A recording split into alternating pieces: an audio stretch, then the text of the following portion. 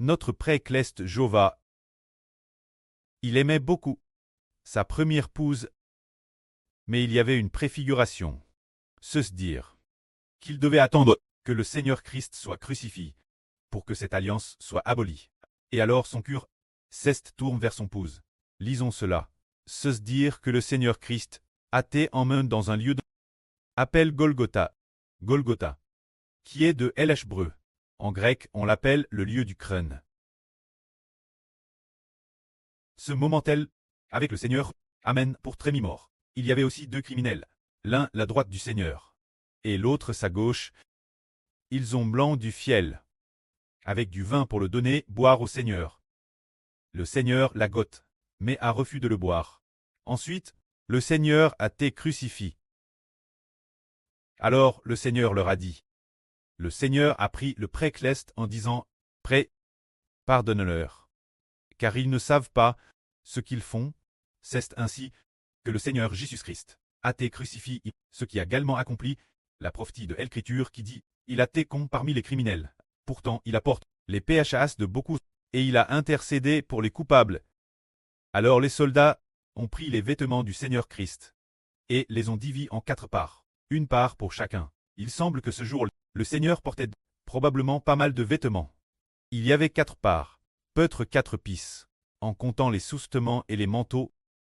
Ce moment-tel, l'un des vêtements était tisse d'une seule pisse, et il était difficile de le partager.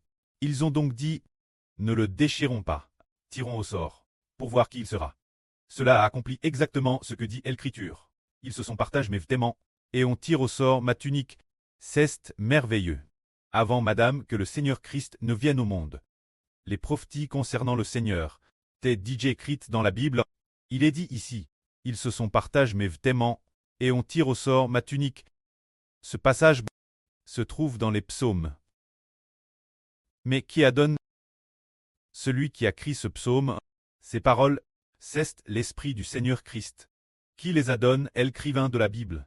Bien que cette phrase soit « Ils ont partagé ma tunique »,« Ils ont partagé mes vêtements » et « On tire au sort ma tunique » proviennent peut-être de David ou de l'époque de quelques prophètes qui la consignent. C'est parce qu'il a entendu. Ce prophète a entendu les paroles du Seigneur Christ et les a donc consignées.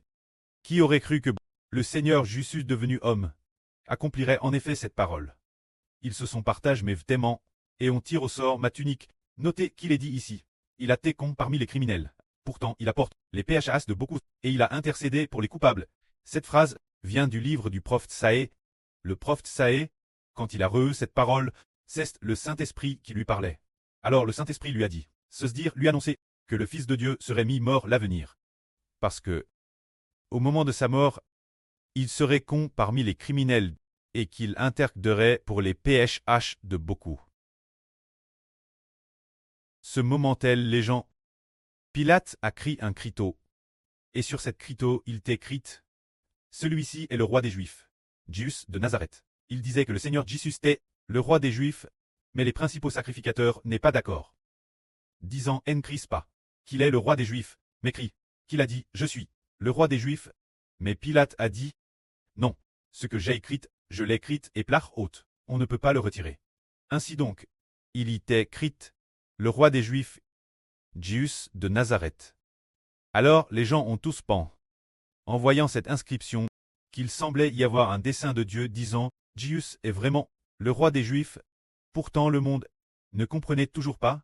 Cependant le Seigneur Jésus, il est le roi céleste des Juifs.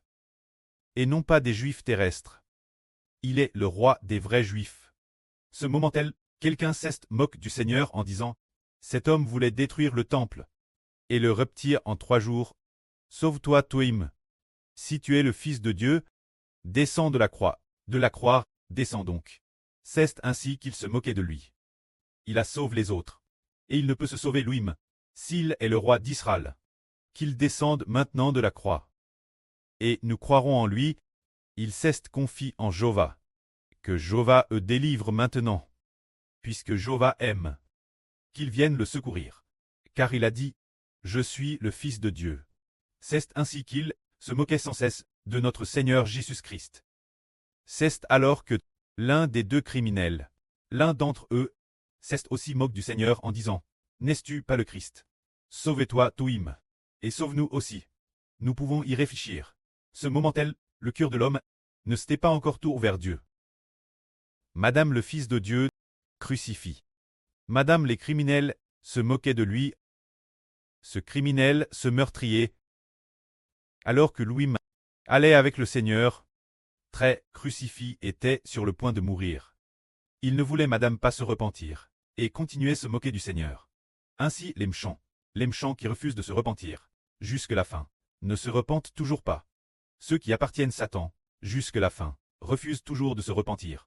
Madame s'ils sont déjà mi-morts pour leur propre PHH, et sur le point de rendre le dernier soupir, ils continuent néanmoins, prononcer des paroles de rébellion. Mais l'une des criminels dit pourtant au Seigneur. Ce criminel dit, « Toi qui subis la madame condamnation, ne crains-tu pas Dieu? Pour nous, c'est justice. Car la punition que nous subissons correspond à nos mauvaises actions. Et tout fait mérite, mais celui-ci n'a rien fait de mal. » Puis il dit, « Jésus, quand tu viendras dans ton règne, souviens-toi de moi. » Le Seigneur dit, « En vrai, je te le dis aujourd'hui.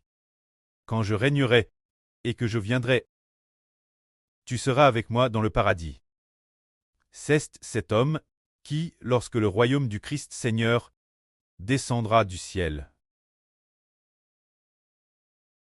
sera avec le Seigneur dans le paradis. Cet homme s'est repenti et a finalement été béni. Ce moment-là, il y avait beaucoup de monde autour du Seigneur.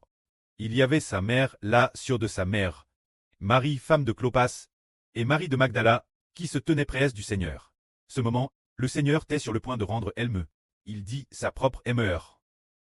Marie, femme, voici ton fils. Puis il dit aux disciples, se dire Jean, l'aptre Jean, voici, ta MRR. C'est ainsi que l'aptre Jean, partir de ce moment, prit la MRR du Seigneur, chez lui comme sa propre MRE. Partir de midi, les ténébreux couvrirent toute la terre, jusqu'à 3 heures de l'après-midi. Vers 3 heures, le Seigneur dit, le Seigneur s'cria d'une voix forte, Li, lama sabachthani. Ce qui signifie, mon Dieu, pourquoi m'as-tu abandonné? Ce moment précis, certains dirent, cet homme appelle Li. Attendez, voyons si l'Aïe viendra le sauver.